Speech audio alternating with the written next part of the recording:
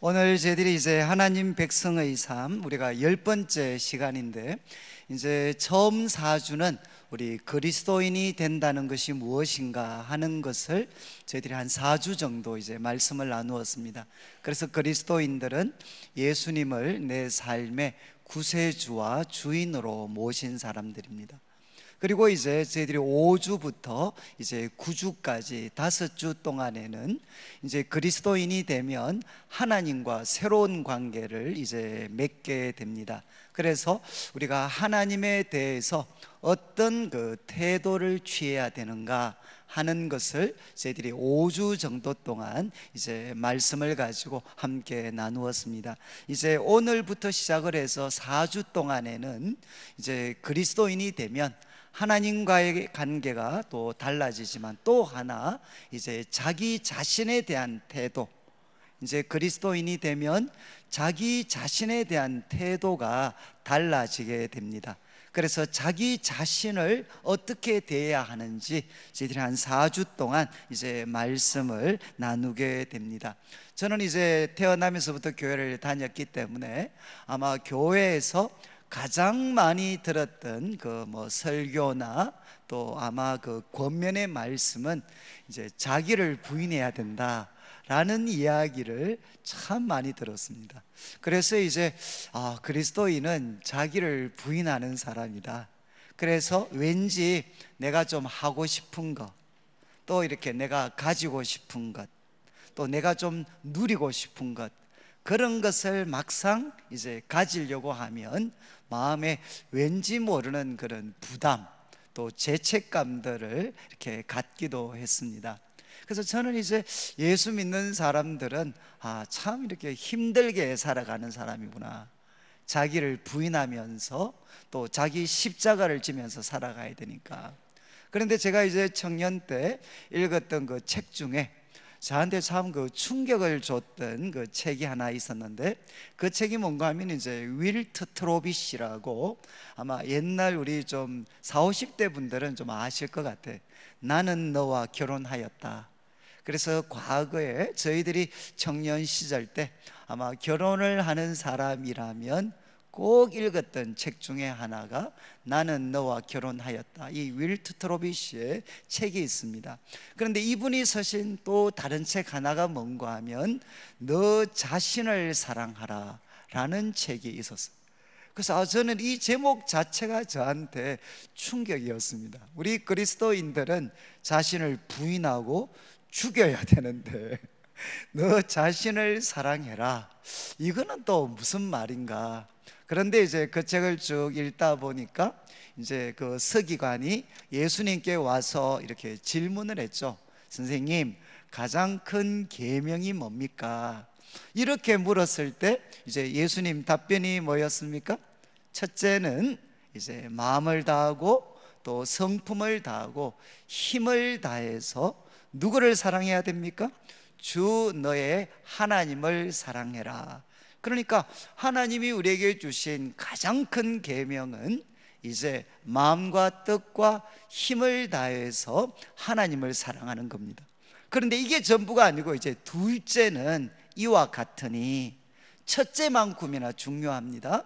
이제 둘째는 뭐라고 했죠? 내 이웃을 사랑해라, 이렇게 말씀을 하셨습니다. 근데 지금 제가 표현한 게 정확한가요? 내 이웃을 사랑해라, 이렇게 예수님이 말씀하셨습니까? 이게 아니죠. 내 이웃을 내 몸과 같이 사랑해라. 그러니까 그분이 하신 말씀이, 예수님 말씀, 하나님이 주신 명령을 잘 살펴보면 내 이웃을 잘 사랑하려면 무엇을 해야 되나? 내가 내 몸, 내 자신을 바르게 사랑을 해야 된다는 겁니다. 그래서 내가 내 몸을 사랑하는 것처럼 다른 이웃들을 사랑을 해야 된다. 그러면서 저는 이제 물론 그 해석이 조금 한계는 가질 수 있지만, 그러나 이제 주는 메시지는 선명하죠. 우리가 남을 잘 사랑하려면 우선되어야 되는 일이 뭐냐? 내가 내 자신을 사랑을 해야 된다는 겁니다. 그래서 오늘 주보 3면을 보시면 이제 그 오늘 말씀의 제목이 참된 자기 사랑, 그러니까 이제 뒤틀린 자기 사랑이 아니고 참된 자기 사랑의 이제 기초가 무엇인가 하는 것을 오늘 좀 살펴보려고 합니다. 그래서 먼저는 이제 우리 성도님들이 한번 그 그림을 그리셔야 되는데, 이제 창세기 3장 우리 7절부터 24절까지 말씀, 이제 우리 자막이 하나씩 나올 텐데, 여러분 창세기 3장에 나오는 그림은 우리 성도님들이 좀 잘 기억을 하시면 좋겠습니다. 창세기 1장에 하나님이 천지와 만물을 만드셨습니다. 그리고 2장에 하나님께서 하나님의 형상으로 만든 사람들에게 하나님께서는 이제 명령을 주시죠. 명령. 이제 선악을 알게 하는 나무는 먹지 마라. 그런데 이제 3장에 오면 이제 뱀이 여인을 유혹합니다. 그런데 그 유혹의 내용이 뭔가 하면 이제 이 선악을 알게 하는 나무, 이거 먹으면 어떻게 된다고 했죠? 하나님께서는 정령 죽으리라 이렇게 말씀하셨는데, 그 뱀은 뭐라고 이야기를 했는가 하면 이 선악을 알게 하는 나무를 먹으면 너의 눈이 밝아질 거다. 너의 눈이 밝아지고 그리고 하나님같이 되어서 선과 악을 분별할 수 있게 된다. 이렇게 뱀이 여인을 유혹을 했습니다. 이거는 이제 인류 역사, 철학과 모든 학문을 지배하는 핵심입니다. 사람은 무엇이 되고 싶으냐? 사람은 눈이 밝아서 자기가 하나님이 되고 싶습니다. 그리고 선과 악을 분별한다는 것은 뭐냐? 내 스스로가 내가 해야 될 행동과 하지 말아야 될 행동을 내가 결정하고 싶다는 겁니다. 그래서 내 인생은 나의 것이죠. 나의 것. 이렇게 해서 아담과 하와가 하나님을 향해 반역을 했습니다. 자기가 바로 하나님이 되고 자기 인생의 주인이 자기가 되고 싶었죠. 그런데 이제 이때 이런 선택을 하고 났을 때 어떤 일이 일어났나? 이제 세 가지로 성경은 설명을 하는데, 우리 이제 자막에 8절 말씀이 나옵니다. 창세기 3장 8절 말씀을 보면 이렇게 되어 있죠. 그들이 그날 바람이 불 때 동산에 다니시는 여호와 하나님의 소리를 들었습니다. 이제 하나님이 정말 에덴 동산에 찾아오셨습니다. 이거를 아담과 하와가 알았습니다. 그런데 그때 이 두 사람은 어떤 선택을 합니까? 여호와 하나님의 낯을 피하여 동산나무 사이에 숨게 됩니다. 그래서 범죄하고 나서부터, 하나님을 향해 반역하고 나서부터 사람은 이제 하나님을 향해 숨게 되고 피하게 됩니다. 그리고 이제 하나님께서 아담에게 물으셨죠. 아담아, 어디 있느냐? 그러니까 이제 10절 자막에 나올 텐데 아담이 대답합니다. 내가 동산에서 하나님의 소리를 듣고, 그 다음 말씀이 내가 벗었으므로 두려워하여 숨었습니다. 내가 벗었기 때문에 두려워하여 숨었습니다. 이렇게 아담이 이야기를 합니다. 여러분, 아담은, 하와는 하나님을 향해 두려워하게 되고 피하게 되고 숨게 됩니다. 그리고 3장 마지막 24절은 무엇으로 끝나느냐? 하나님이 그 사람들을 쫓아내시는 것으로, 다시 들어올 수 없도록 두루 도는 불칼을 두는 것으로 3장은 마무리가 됩니다. 내 인생의 주인이 나다, 그리고 나는 내가 원하는 대로 살겠다라는 선택을 했을 때 그들은 하나님을 피하고 두려워하고 숨게 됩니다.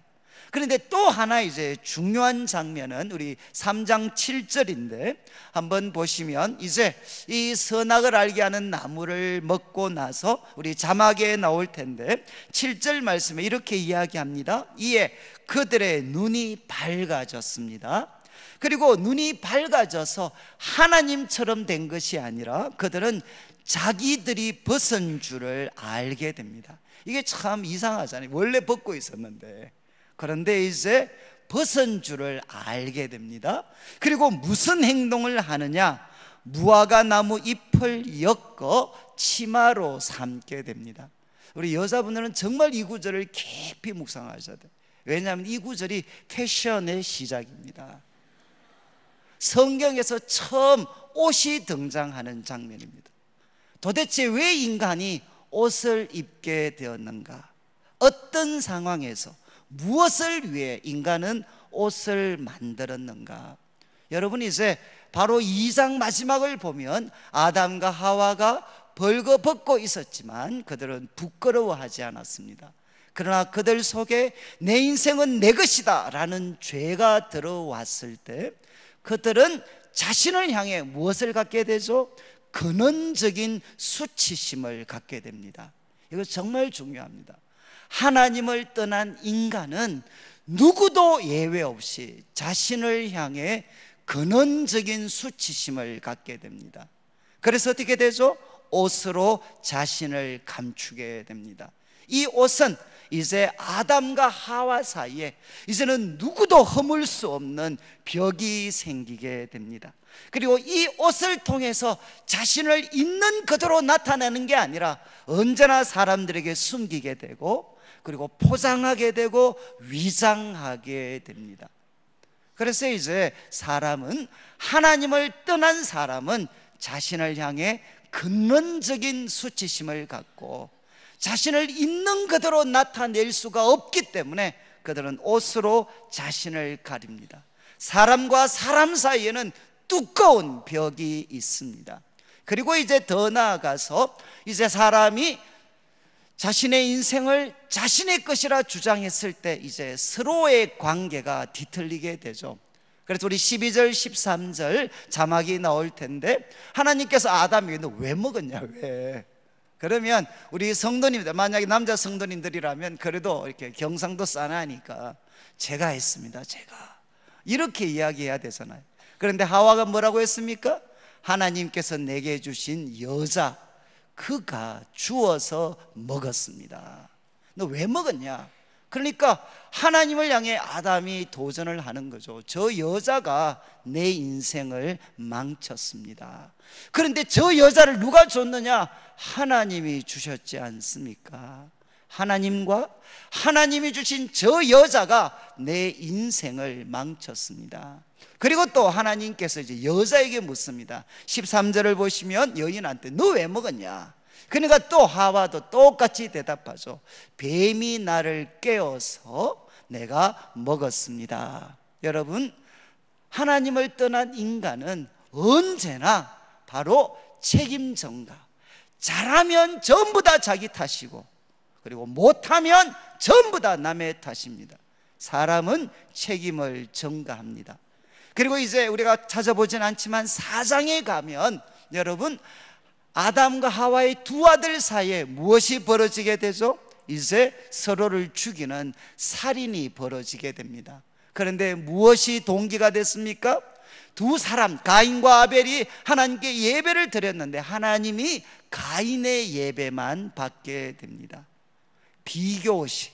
이제 가인은 자신의 예배가 거부되고 아벨의 예배만 받은 것을 보고 비교의식에서 분노가 일어나게 되고, 그래서 그 분노는 미움으로 바뀌어서 마침내 동생을 죽이게 됩니다. 여러분, 사람은 무엇에 지배됩니까? 하나님을 떠난 사람은 책임 전가, 그리고 상대방을 향해서 두꺼운 벽, 옷이라는 두꺼운 벽을 세우고 책임을 전가하고 비교의식과 경쟁에 지배되어서 자신도 그리고 상대방도 죽이면서 살아가고 있습니다. 이것이 성경이 이야기하는 인간의 모습입니다.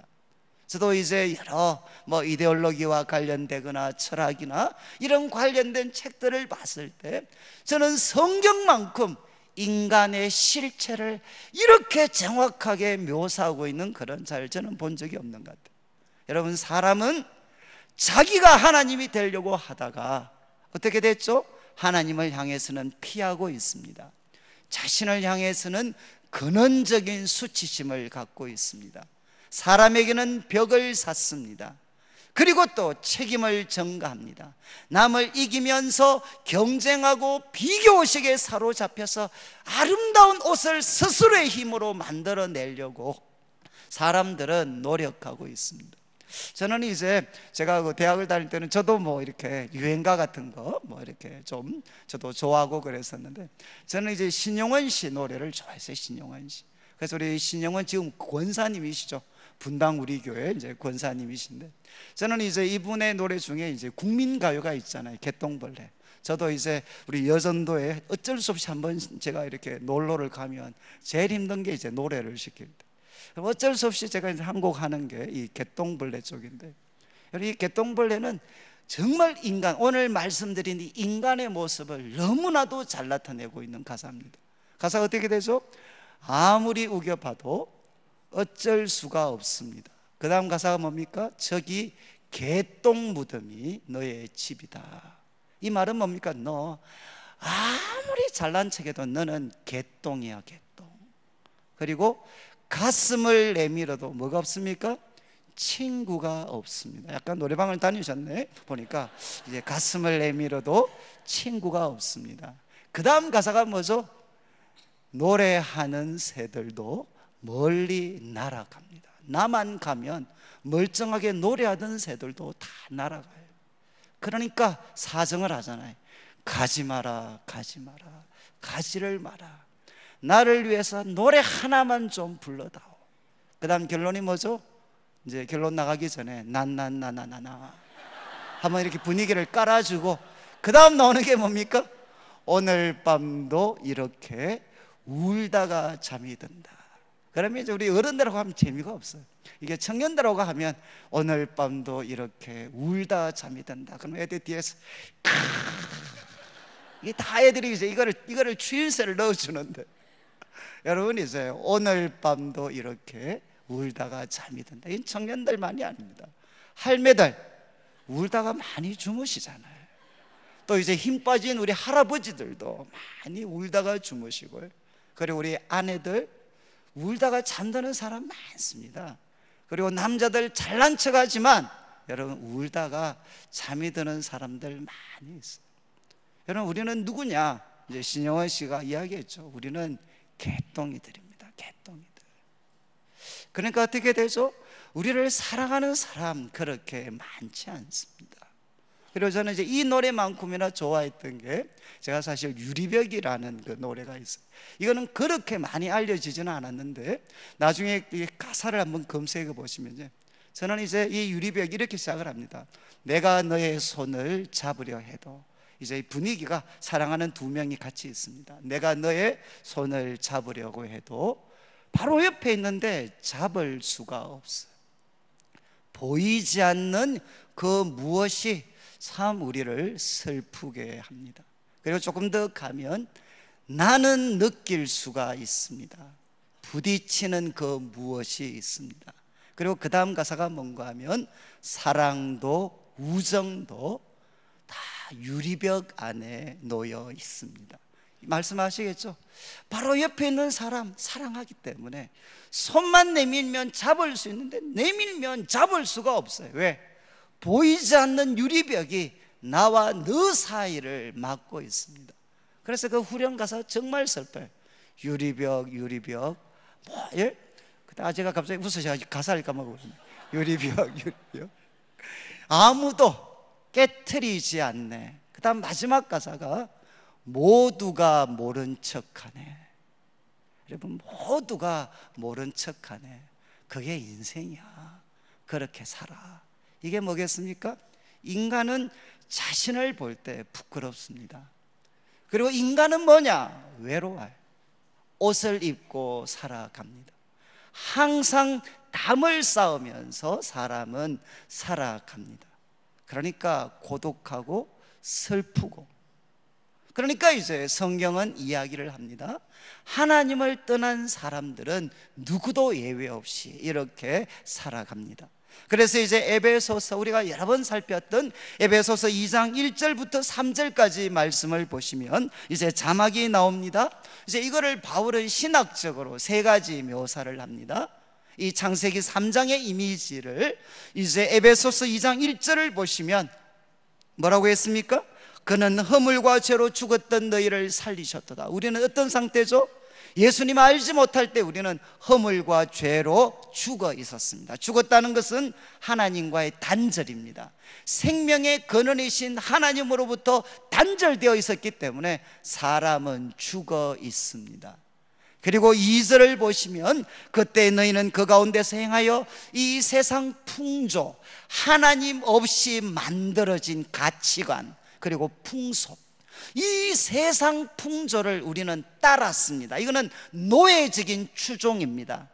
우리는 이 세상의 가치관, 풍조를 우리는 따랐습니다. 공중의 권세 잡은 자, 지금 불순종의 아들들 가운데 역사하는 그 악한 영을 우리는 따랐습니다.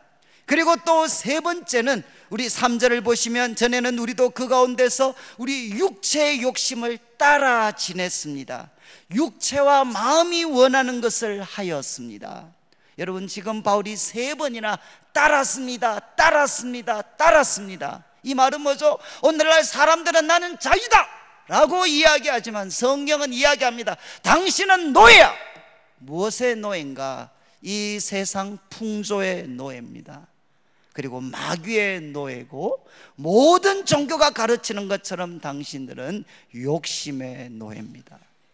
그래서 마지막, 그들은 어떤 상태에 놓여져 있느냐? 3절 마지막을 보시면 본질상 진노의 자녀이었습니다.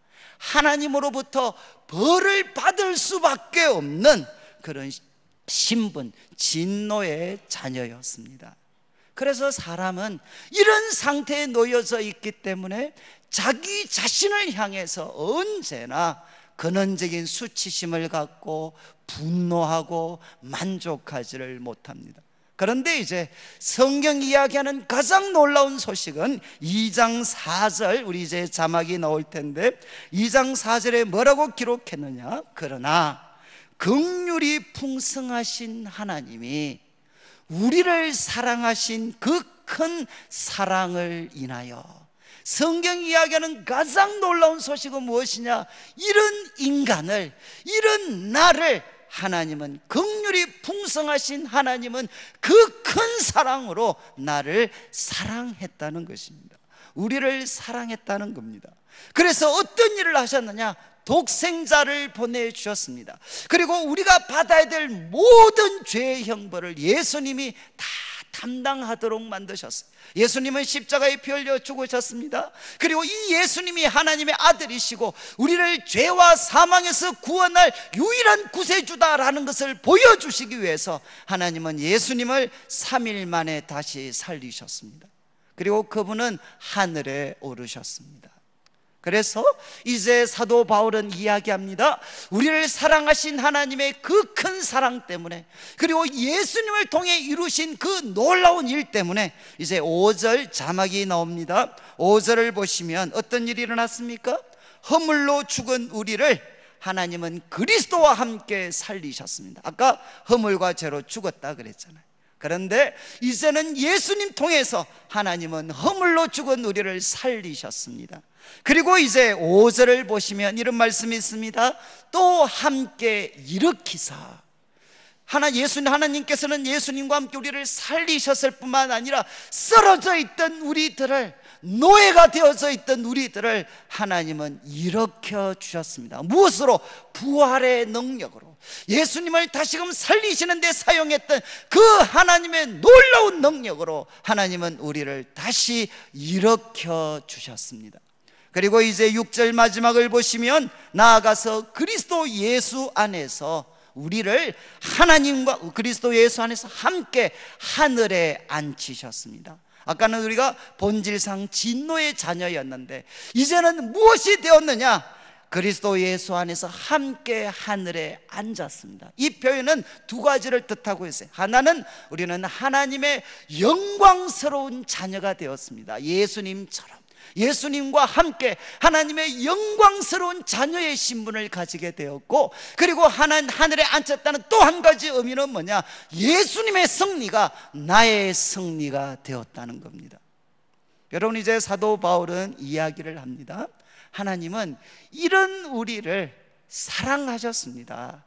그리고 예수님을 통해서 놀라운 구원을 허락해 주셔서 이제는 우리는 하나님을 향해 살아있는 자, 하나님과 평화를 누리는 자가 되었고, 부활의 능력이 우리를 주장하여서 노예적인 삶을 깨트려 주셨고, 이제 우리는 하늘에 앉아서 하나님의 자녀가 되었고, 예수님의 승리가 나의 승리가 되는 이 은혜를 우리는 받게 되었습니다.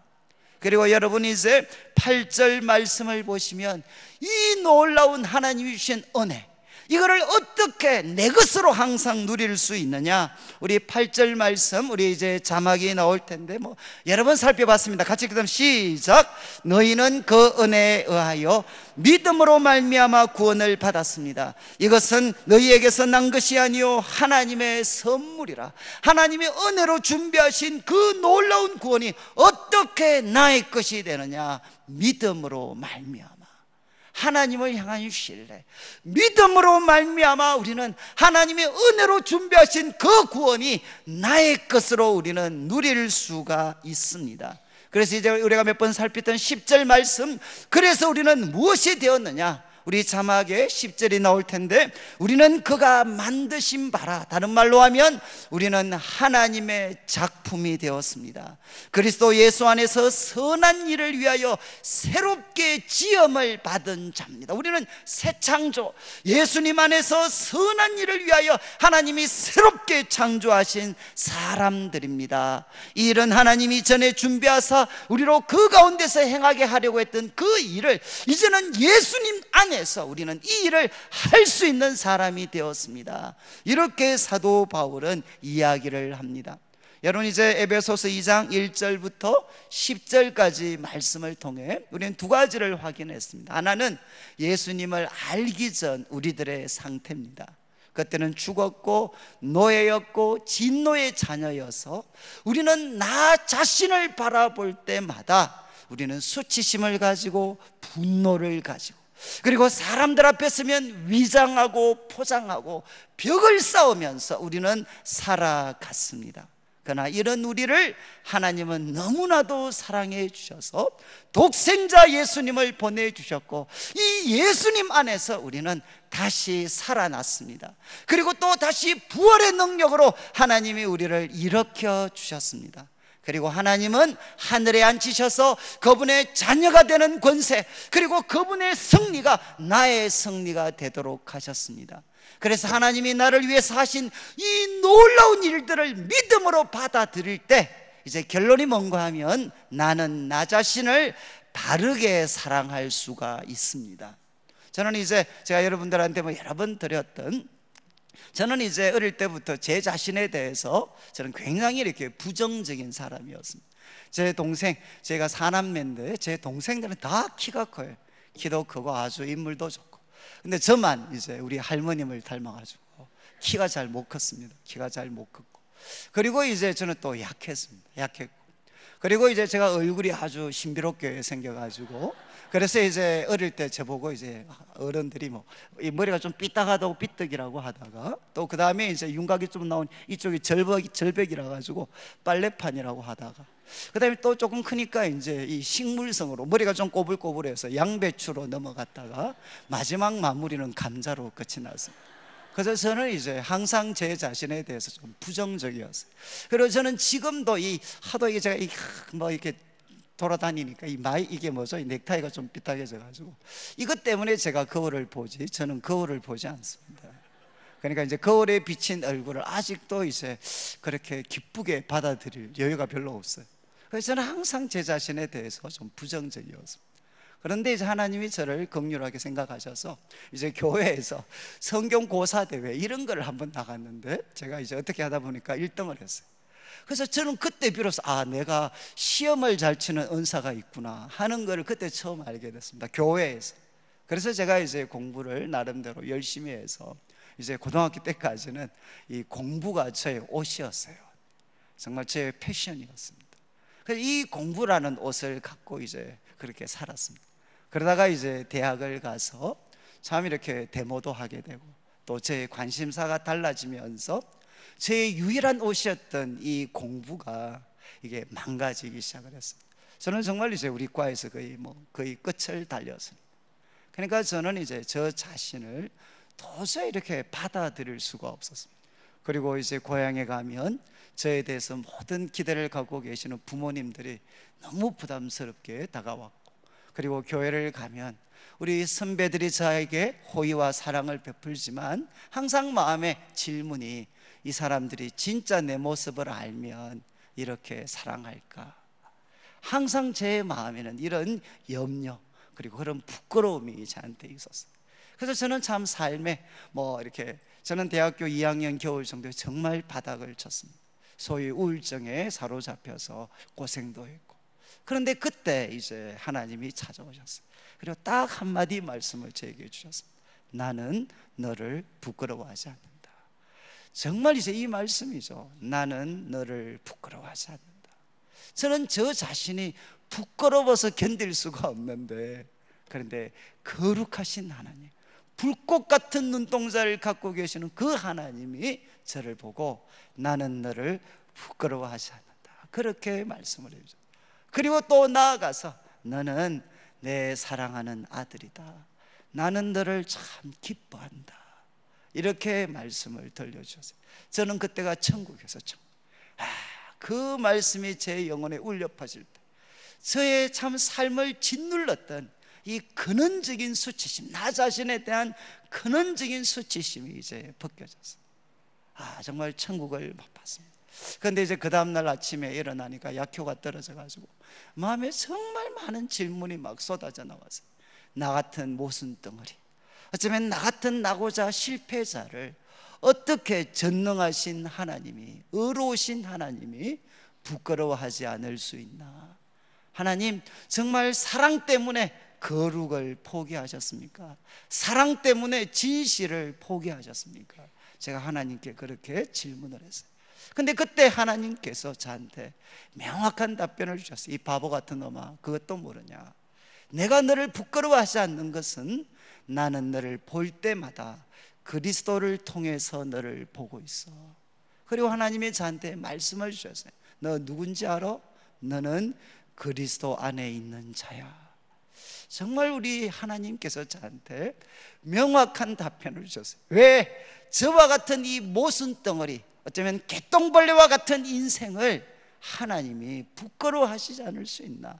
그것은 나에게 이유가 있었던 게 아니고 바로 저를 둘러싸고 계시는 예수님, 그 예수님 때문에 하나님은 저를 부끄러워하지 않으셨어요. 그리고 저는 누구냐? 저는 그리스도 안에 있는 사람입니다. 그리고 십자가 아래에 있는 사람들입니다. 그때 정말 제가 이제는 은혜였지만 이제는 확신이 왔어요. 내가 하나님 앞에 이렇게 하나님이 나를 부끄러워하시지 않는 이유는 예수님이 나를 둘러싸고 계시는구나. 그분의 의로움이 나의 의로움이 되셨구나. 정말 최고의 발견이었죠. 그리고 그 후에도 많은 실패와 좌절을 경험을 했습니다. 그때 이제 하나님께 항상 제가 질문했던 게, 하나님, 제가 부끄럽지 않습니까? 제가 지금 이 당신의 아들이라는 게 부끄럽지 않습니까? 그렇게 질문을 하면 하나님이 언제나 저한테 또 질문을 하셨어요. 나도 한 가지 물어보자. 너 그리스도 안에 있냐? 그렇게 질문하셨어요. 그러면 제가 이제 항상 답변을 했죠. 하나님, 저 하나님을 실망시키고 이중적일 수 있고, 그리고 저는 참 약하고 결심도 부족한 약한 사람이지만 저 하나 부인할 수 없는 것 있습니다. 그는 저 예수님 붙잡고 있고 저는 그리스도 안에 있습니다. 그러면 이제 하나님이 저한테 확신을 주셨어요. 뭐라고 말씀하셨는가 하면, 나는 그리스도 안에 있는 너를 부끄러워하지 않아. 그래서 저는 예수님을 만나고 나서 제 인생에 일어난 가장 놀라운 일은, 저는 비로소 내 자신을 사랑을 하게 됐습니다. 그리고 제 자신을 이해하게 되었어요. 그리고 제 자신을 향해 격려할 수 있는, 저는 격려하고, 또 제가 제 자신을 용서해 주고, 그리고 제 자신을 또 위로해 주고, 제 삶에 일어난 가장 이렇게 놀라운 일이었어요. 여러분, 저는 우리 성도님들은 어떠신지 모르겠습니다. 저는 예수님 만나고 나서 저에게 풀렸던 가장 놀라운 일, 저는 제 자신을 이제는 용서할 수 있고, 사랑할 수 있고, 품을 수 있고, 격려할 수 있고. 그래서 제가 참 부족할 때마다 제가 제 자신한테 하는 말이, 야, 너 내 속에 예수님의 피가 흐르고 있어. 그 피가 나의 모든 부족함을 다 씻어줘. 힘내. 그리고 또 이야기합니다. 내 속에 하나님의 거룩한 영이 있어. 그 하나님의 거룩한 영은 나를 이길 수 있어. 욕심도 이길 수 있어. 부끄러움도 그분은 만회시켜줄 수 있어. 그러니까 제 자신한테 이야기하는 거죠. 너 누구냐? 하나님이 모든 것을 투자한 사람이야. 그러니까 힘을 내.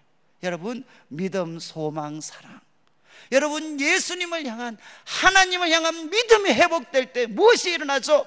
나와 같은 사람을 향한 소망이 생기고, 그 소망이 생길 때 우리는 자기 자신을 사랑을 할 수 있습니다.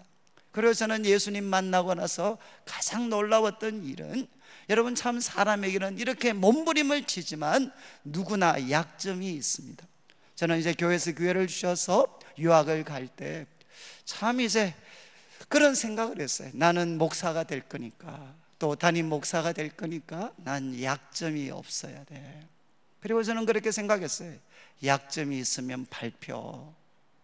여러분, 이 세상은 약점이 있으면 밟힙니다. 그래서 저는 밟히는 것 자체를 거부하고 싶었어요. 그래서 저는 누구보다도 열심히 공부를 했습니다. 누구보다 열심히 노력을 했습니다. 왜? 나한테 약점을 없애기 위해서, 밟히지 않기 위해서. 그런데 제가 이제 공부를 하다 보니까 어느 한참 기도 많이 하시는 분이 그런 글을 썼어요. 우리의 약함은 밟히는 이유가 아니라 하나님의 사랑과 이웃들의 사랑이 흘러 들어오는 통로가 됩니다. 이런 글이 적혀져 있더라고요. 우리들의 연약함은 밟히는 이유가 되는 것이 아니라 하나님의 사랑이 내 속에 흘러 들어오고, 그리고 사랑하는 성도들의 사랑이 내 속에 흘러 들어오는 통로가 됩니다. 저는 정말 그 글을 읽으면서 정말 통곡을 했어요. 그렇구나. 약함은 절대로 밟히는 이유가 되지 않는구나. 하나님은 내가 약하기 때문에 밟으신 적이 없습니다. 우리가 좀 있으면 부를 찬양이지만, 우리들이 약할 때면, 우리들은 약하지만 약한 우리를 하나님은 언제나 더 귀하게 여겨주시죠. 그리고 사랑하는 우리 주위에 있는 분들을 한번 생각해 보십시오.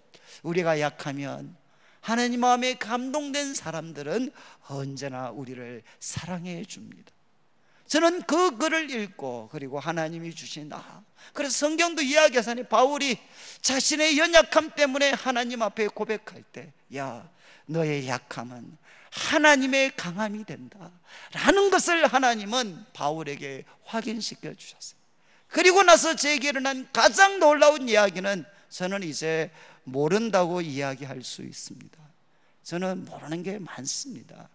저는 이제 공부와 관련해서는 저는 누구에게도 지지 않을 수 있는 그런 나름의 그런 배짱이 있었던 적이 있습니다. 그러나 저는 지금 당당히 이야기할 수 있어요. 저 모르는 게 많습니다. 저 할 수 없는 것도 많습니다. 저는 품을 수 없는 사람도 많습니다. 제게는 여러 가지 연약한 부족함들도 많이 있습니다. 그러나 저는 이것 때문에 하나님으로부터 무시당해 본 적이 없습니다. 이 연약함은 하나님의 사랑이 제 속에 흘러들어오는 통로가 되었고, 하나님의 능력이 제 속에 흘러들어오는 통로가 되었고, 그리고 성도들의 따뜻한 사랑이 흘러들어오는 통로가 되었습니다. 저는 제가 약한 것을 고백할 수 있기 때문에 이제는 약한 사람들을 무시하지 않습니다.